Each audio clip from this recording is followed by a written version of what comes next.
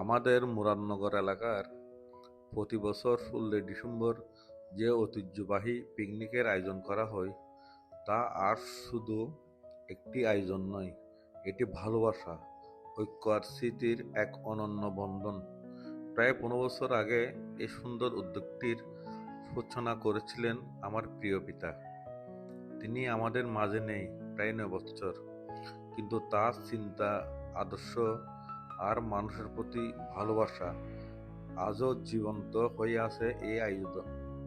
আনন্দ ও গর্বের সঙ্গে বলতে চাই, এলাকার সম্মানিত প্রিয় মানুষগুলো আমার বাবার স্মরণে আজও এই পিকনিকটি নিয়মিতভাবে চালু রেখেছেন।